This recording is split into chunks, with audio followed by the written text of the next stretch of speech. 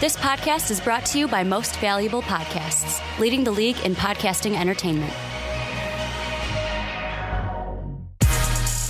What's up, real MVPs? Ricky Widmer here, along with Dave Oster. Hey, everybody. And you're sitting there again going, guys, it's a fast break. What am I doing listening to Ricky's voice again? We fired Sean Anderson. Time has come.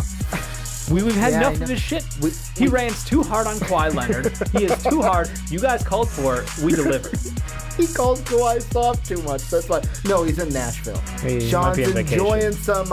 He's walking with Elias down in Nashville.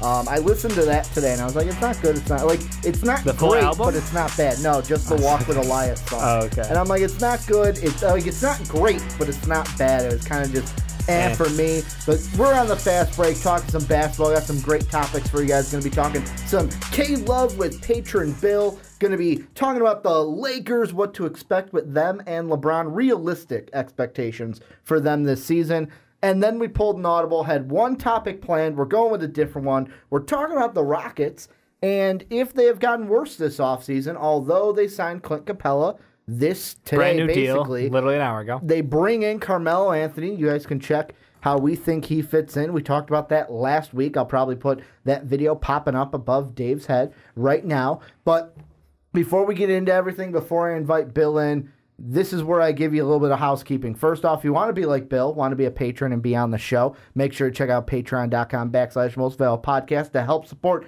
MVP. You can also do so by getting an MVP t-shirt. That is in the store link down below in the description. You can see Dave wearing it on the store. You can also get the store at mostvaluablepodcast.com. You can also catch MVP each and every day. And then last but not least, if you're on Apple Podcasts, you're on iTunes, or you have it, make sure to go over there, give the Fast Break a 5-star rating, and let us know why you love listening to the podcast each and every week. But before we get into everything, before we start with K-Love, Bill, welcome in for another segment. How you doing today? Doing well. How are you guys?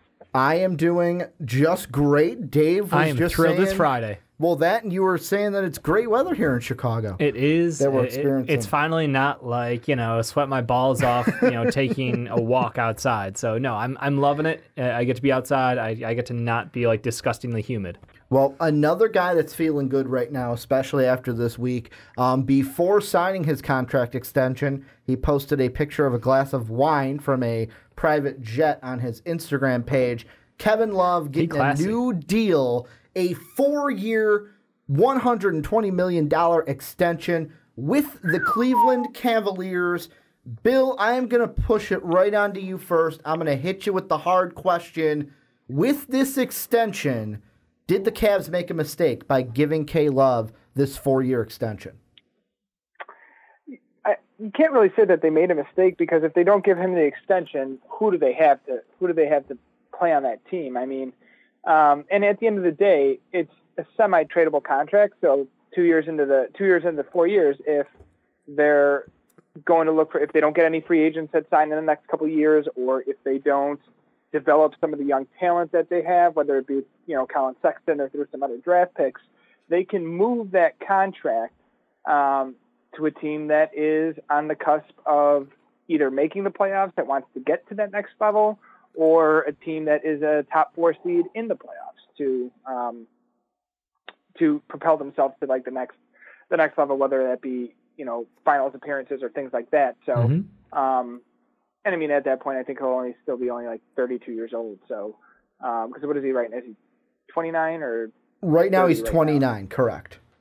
Yeah. So at that point it would, he'd still be, at the end of what you would consider maybe a prime. So yeah, I mean, it's, to when he's 34. So it's nothing too crazy. It's not the Chris Paul making $44 million when he's, dude. I'm glad you brought that whatever up. The hell it is. I'm glad you brought that, because that just seems asinine to me. So much money, but at the same time, how old are you, man? Chris Paul, the least, he's the most fragile player in the NBA, and yet we're gonna put $44 million on the table for a 36, 37, 38-year-old Chris Paul. 37 at that point. Yeah. Yikes. What do you think, Dave? What do you think about the deal, and did the Cavs make a mistake? No, I think they did exactly what they needed to. Kevin Love is the generic good guy in the NBA. Like, he had a great reputation in Minnesota. He was a good team player, but he never was able to win it on his own. He was the scapegoat. He got turned to a scapegoat, but he was brought here. He's evolved his role without saying anything bad publicly about having a diminished role, having to change how he plays from being a dub monster, dominating the boards inside to now being a stretch 4, stretch 5, working behind the 3-point line. Still one of the best rebounders in the game. Honestly, like, he is exactly the guy you want to be the face of this rebuilding franchise. And I say rebuilding, like, they've got some pieces that are intriguing between CD, Larry Nance Jr. We still don't have a locked-in deal on Hood, which is kind of weird to me. And then obviously Colin Sexton, their hope for the future with that top 8th, the 8th overall draft pick this year?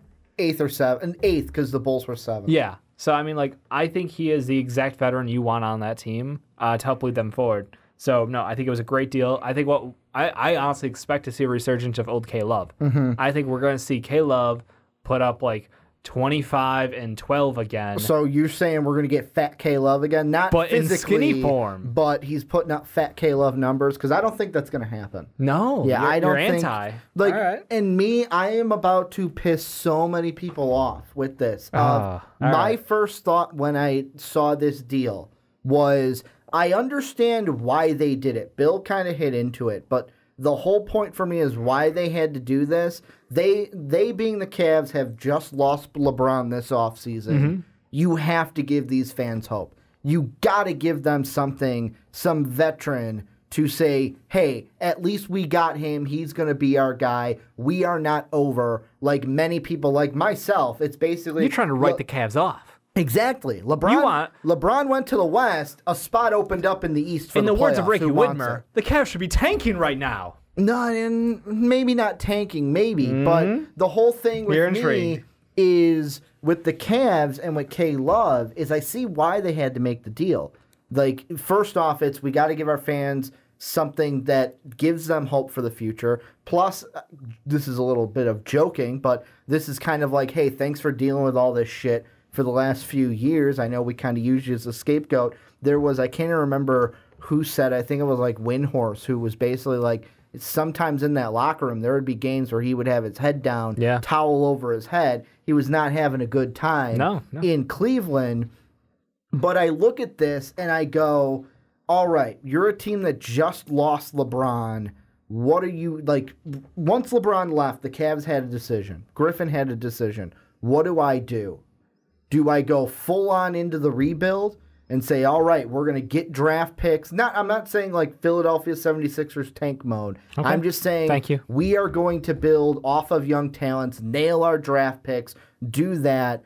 Or are we going to say, hey, we're going to sign this free agent, sign this veteran. We are still a playoff team. And for me, Bill, I'll kick this to you. This K Love kind of decision is the Cavs ownership telling me they think that, hey, we can still be a playoff team in the weak East. Bill, you live? Oh, sorry. Did that question go to me? Like, cut out for a second there. Yeah, no, I heard the end of what Ricky said here, but like about, like 15 seconds before that, it kind of cut in and out. So what I'm basically asking to catch up is this to me was their move is basically them saying, hey, we're still a playoff team. I think it's they don't want to do what happened when LeBron left the last time. They saw how bad that team was. They saw the attendance drop through the floor. Nobody went to the games. Nobody watched. And yes, they had back-to-back great picks and like Kyrie, TT, like those top-end picks. I'm not saying Anthony Bennett. Yeah, I'm not saying they all panned out. And Deion Waiters County. Like, were all the moves? Yeah, I know. Like, but Kyrie like Irving having to was suffer through the bottom of the bottom, I don't think they want to go back there. And with a guy like Kevin Love that they can keep around and try to get those young talent to build under, like Bill, do you think that was their theory? Yeah, I think it has to do. I think that's part of it for sure. They need to do. They couldn't do what they tried to. The last time LeBron left, they couldn't do exactly what they did before. And like you said, drafted Anthony Bennett, drafted Tristan Thompson, who was a solid player, but for a I think he was fourth overall or something like that. I mean that's almost like drafting Jahlil Okafor third overall. Yikes. They had to do something to where it's like, okay, we can still be relevant and still try to quote unquote rebuild without having the bottom fall out of the ship on him. And I mean, I guess I'll revert back to what I said before. It's a totally tradable contract. Say they try to make the playoffs in the next couple of years and maybe try to land another big free agent in whether it be 2019 or 2020. If they don't do that, then boom, Kevin Love's on the shopping block 2 years from now. And, he could be moved for some nice young pieces. Definitely. Because, I mean, like you said, he's still, even at 32, 33, he'll be, if he's not 25-12 anymore, he could be, 18-12, 18-10. And again, playoff experience, leadership, good locker room guy, fairly healthy. I mean, he gets nicked up here and there, but nothing major injury over his career. A lot of the nagging stuff that's caused him to miss time. With me personally, I don't mean to cut you off, Bill, but like with K Love, I don't see him as a guy where it's like he's our number one. Not even a guy I see where like he's our number two. What? He's the guy where it's like he's our number three. Like he can be your number two. I'm not saying he can't be, but like for me, there are so many questions. Yeah, he can get rebounds. Yeah, he can shoot the three, but he's a defensive liability, and he's had a bad injury history that I don't think is going to get better as he gets older. I don't think he was necessarily a defensive liability. They took him off the court. He was being asked to defend positions that he probably shouldn't have been at times when they did different matchups.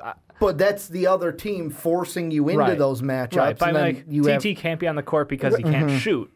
Like, which would you rather have? Yeah. Like, there were definitely he's trade-offs. He's not a terrible defender. I don't think he's a terrible defender. He's not great. He's just kind of one of those middle-of-the-road guys who could get screwed in a bad matchup. Yeah, it's not like he is a liability out there like other people. It's not like he's, who am I trying to think of? Kyle Korver. It's not like he's exactly. It's not like he's a Kyle Korver out there. I love my boy Kyle. I like where you're going though, Bill, with the this is a movable contract in the future. Say, things work out however they work out, and George Hill next year, only $1 million guaranteed. So they can get rid of that. They can cut that without any problem. J.R. Smith, expiring contract. That could be interesting for some teams looking for. I know he has the literally worst thing ever. That one is only actually just under $4 million guaranteed for 2019. But it could be a contract that some team might want to have just an expiring shooter on their team who could play defense. That was his thing if he gets out of his own head. So I think those are their two big contracts outside of K-Love. And if they take care of that, they're not in bad shape. They really aren't. So they've got two contracts that they can easily knock out without worrying too much. Obviously, that's the last year of TT's deal currently as well. Everything comes up after 2019. That's the big takeaway for me. Yeah. Here's another thing I worry about. I'm looking at their draft picks. And I know, Dave, you said when it came to me, the dreaded T word. Yes, I did. But I'm looking at their draft picks the next 2 years. Yep. Might not be the worst idea. And the reason why is, here's what I fear with K-Love and this extension. Bill brought up, could be traded. Bill's saying 2 years down the line. I'll say next year. And the reason why I say next year is, let's say you're right. He goes back to those fat K-Love numbers. And he's balling out for this team. They fall outside the top 10. That means their pick is with Atlanta. They don't get a first rounder this year. Yep. Then next year, you're basically, all right, you can have your pick, you have your pick back 1 through 30. But the question for me is, if you're a Cleveland fan, and maybe Cleveland fans can answer this draft thing could be interesting, because if they fall the top 10, Atlanta gets it this year, then you don't have to worry about conveying it next year. But if, let's say, Cleveland's in the top 10 this year, all right, they get their pick, then we're doing the same thing next year. They own the top 10 pick. 11 through 30, it goes to Atlanta, which is funny because if they are bad and are in the top 10, Atlanta just doesn't get a draft pick for 2 years from Cleveland. Or, I'm sorry, they get a second rounder in 2020 if they don't convey the first rounder. So for me, if I'm a Cleveland fan, I don't want this to hurt our chances of not getting a first round pick either this year or the year after. More likely this year, because since everything, Bill, I'll go to you, since everything that happened with LeBron, the Cavaliers are going to be in oh shit mode. We can't not make the playoffs. We still need to be competitive in this Eastern Conference that everyone's saying is the weak East. Yeah, and I mean, I think, again, keeping K-Love around is the reason to do that. I think they can make the playoffs this year. I mean, part of that will depend on if they bring back Rodney Hood or not. I mean, not a great player, but somebody who could definitely fill in quality minutes for you, hit some open shots, create a little bit of offense. But, I mean, the East is very weak, and you look at all these rosters, and, you can pick out, the obvious teams that are going to make the playoffs, the Bostons of the world, the Torontos of the world. I mean, I want to say Philly, but, the thing I was going to bring up is, you never know when the injury bug is going to hit somebody. Say Oladipo goes down with an injury. Boom. There's another spot that opens up for the East. True. I mean, Philadelphia is great, but I don't have a lot of faith in Philadelphia as other people do. I think a lot of Jake's people going to get mad at you, Bill. Yeah. Jake's going to get mad. High on Phil. I think teams are way too high in Philadelphia. I don't think Ben Simmons ever develops a jump shot that stretches by maybe past 18 feet. And speaking of feet, him and Joel Embiid. But again, getting back to instead of ripping on Philadelphia, getting back to the point I was saying is they have such an easy path to the playoffs. If, Miami made the playoffs last year, say Goran's out for 2 months with something, boom, that spot opens up. I think they have a nice path to the playoffs. And at the same time, going back to Ricky, they might trade him next year or the following year. I think that will be the plan for the Cavs at the end of the day. And again, unless they make that big free agent splash, or if Colin Sexton develops into something that is truly, remarkable. I just think that, this is a knee-jerk reaction to LeBron leaving the first time, and then them being in a turmoil of complete hell for 4 years until he came back and basically saved the franchise. So I think they learned from that. Now, whether they can execute on their plan, that's a different story. But I think they learned from that and are going to use this as a way to, grow and move forward with, maybe a playoff appearance or two and then a rebuild. Yeah. Kind of like what the Bulls did when Derrick Rose got hurt. But still try to make the playoffs a couple times and sign Wade and Rondo and then do your rebuild. No, I mean, how many times can the NBA rig it so you get top draft picks? I don't think they're going to get that lucky again. I think this is very much a make it or break it year for the team. Because you've got Nance on his final year of his rookie contract. Hood's looking for the 3-year deal, but we'll see if they can agree on that. I think that between Nance and Ceedi, you want to see if these two guys can be legitimate starters in their role. If so, that is awesome. Rodney Hood could be their starting shooting guard, and then you can move pieces like Kyle Korver if they don't make the playoffs this year. You can move pieces potentially like JR or write him off. If Colin Sexton looks good, you have valuable contracts. I think that they've got enough, a couple young guys to take a serious swing at playoffs this year under the guise of, leaders like George Hill and Kevin Love taking them to the playoffs.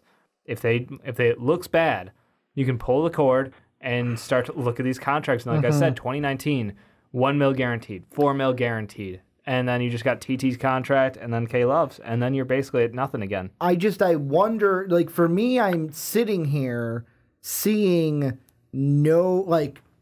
I'm sitting here very pessimistic about it. And the reason why is, all right, make a playoff run this year. You lose your draft pick. That's first negative. You're not going to be, even if you get the 8th seed and go up against Boston, if Boston's fully healthy, hell, if they're not even fully healthy, without LeBron, they beat you. But playoffs are playoffs, No, Ricky. I it's know. the city of Cleveland. But I'm saying, we saw evidence last year that if that Cleveland team didn't have LeBron, the Celtics, without Kyrie, without Gordon Hayward, would have beat the Cavaliers. LeBron was a big reason. Exactly. And where are you going with this, Ricky? What I'm saying is, trying to blow my mind. If you make the playoffs this year, you lose your draft pick. Yep. And to me, I wouldn't want that because Do you then think you're this team is bad reevaluating. enough to only win 35 games? Well, and that's the thing I wanted to ask you guys is, all right, the cutoff this past year for the 11th pick was the Hornets at 36 wins. I'm damn good at this job. 35. The Lakers were 35 wins, and they were the 10th pick. And Cleveland had last year 50 wins.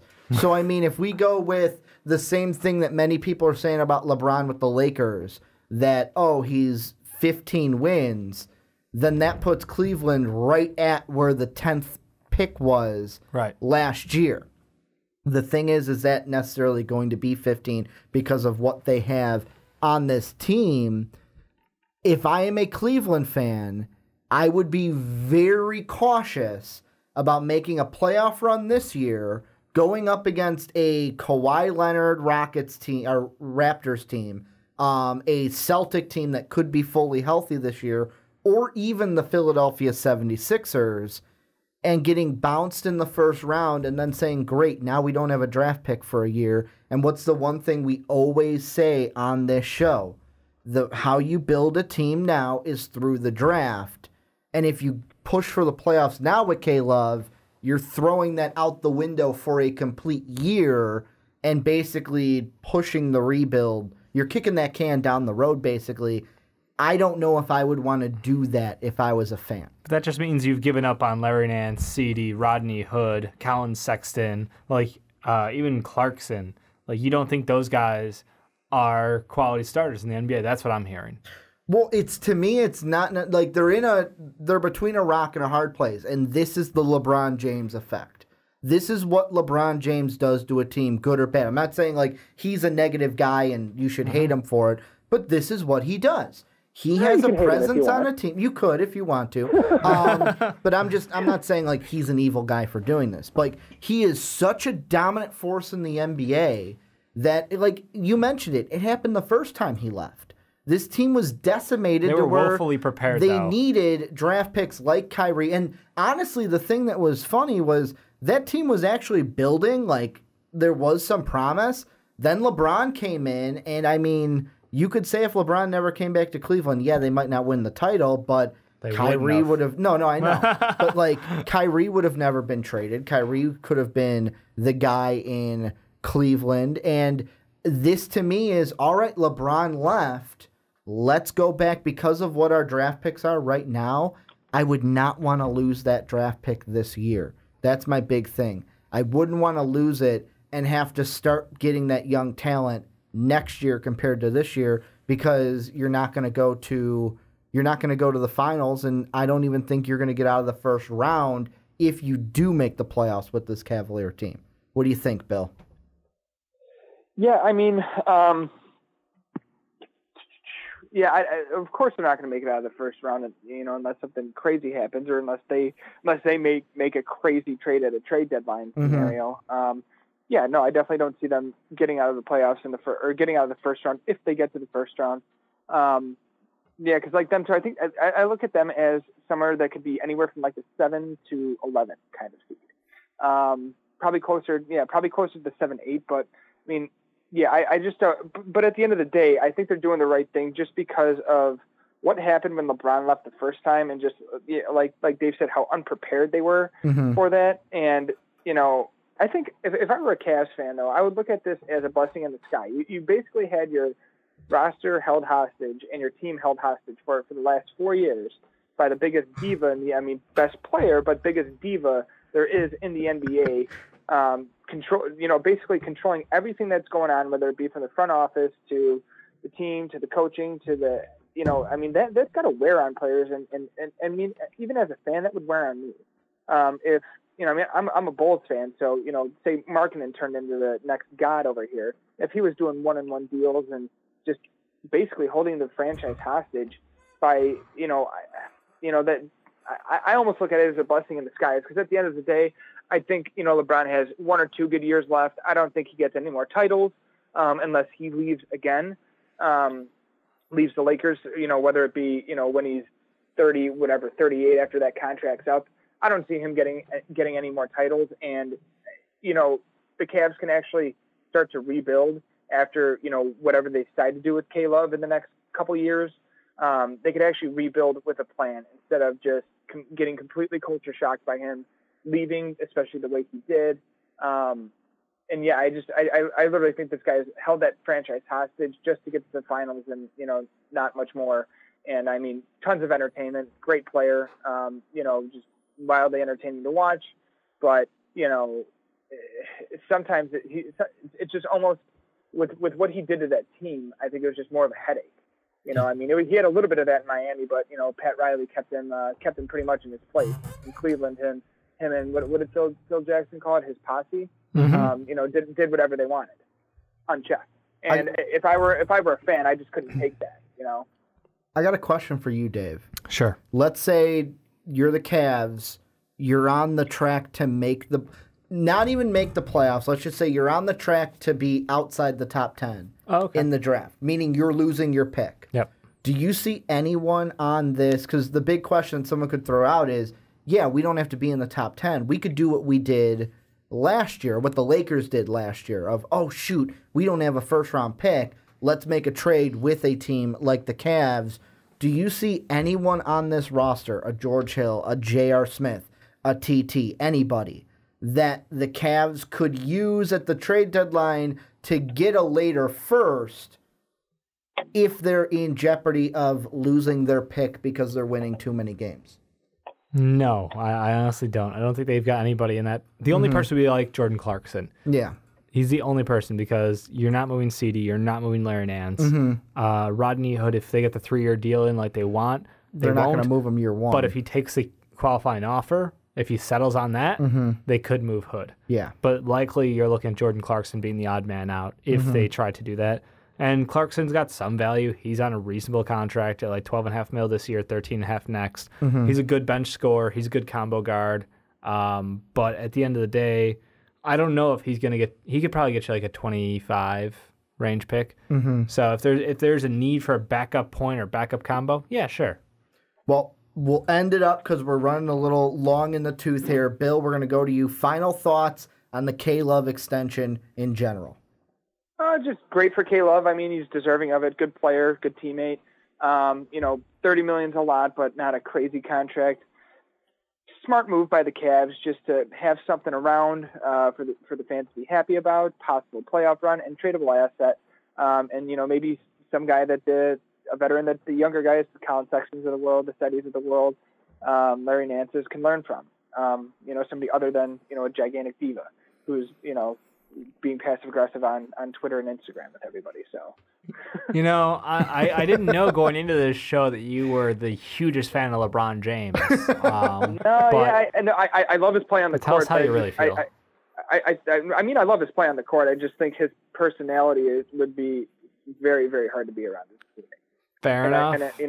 I don't hear too much of that in sports media and things like that. So I like to poke the bear when I can. If I could right now, like obviously I wasn't going to try because I'd probably fall over in my chair. If you guys were watching Get Up this week, as soon as Bill goes on a LeBron James rant, I just want to be like Greeny on Get Up and just put the legs up on the desk, smoking that stogie, just listening to Bill just go off about LeBron. I've got different feelings about LeBron. Best player in the league, but some of his holding franchises hostage. Notice what he said there. Best player in the league, meaning right now. He's from Chicago. Yeah, I know where the allegiance lies. Do I expect anything different? What is your final thoughts on the whole thing, Dave? I think honestly the move was right. The timing was good. It's a sign of goodwill for K-Love's time with the Cavs. He's going to be a great mentor to Larry Nance. I think he's going to be a great locker room presence all around. That's why they brought back Channing. Yeah. They wanted those guys because they were sorely missing the guys to build a locker room around. When you've got a team of guys under the age of 26, you want to have guys who are veterans who've seen it, been there, done that, and that kind of makes sure that the locker room gets the right atmosphere, gets the right kind of personality going. And that way when they leave, you keep that momentum rolling as you bring in new young players to help refill that core. And then with me, I understand why they did this. I'm not saying it's a bad thing right now why they did it. The only worry I have is Kevin Love playing a little better, being in the spotlight. Well, being in the spotlight and playing better because of it gets them out of a draft pick this year, and then years down the line, we look back and go, man, if only they had that one draft pick. We're looking at this. I know it's way too early, but we looked at this. This is one of the thinnest drafts since God knows when, 2013 or whatever it was. So don't get all uppity about the 10th overall pick. I'm just saying, I'm saying anywhere in the top 10. They're not bad enough to be a top 5 team in the lottery. They could. Well, they cannot. Not a top 5 team. You're right. They literally can't lose enough games. Tankathon has them at 9. Tankathon's wrong. Well, I mean, right now it's early projections, but that's my biggest worry with it is losing a draft pick. And us looking back going, man, they should have just went full reload with it. I'm this close to making a Sean-esque bet about the Cavs making the playoffs right now with you. What's on the table? Because they're not making the playoffs. They're not. Well, What's on the table? I think we're gonna have to let the audience decide. You got nothing? Comment section. I want to hear the comment section. We got to agree on it, though. I'm not going to let them blindly. I'm interested to see what they want to do. Okay. Because they're not making the playoffs this year. I think they could. Even with K-Love. I think they can. They could, but they won't. I think they can. They won't. But this is where you guys come in. Let us know what you think down below in that comment section. What do you think about K-Love? Am I harping too much on the draft pick? Let me know what you think down below in that comment section.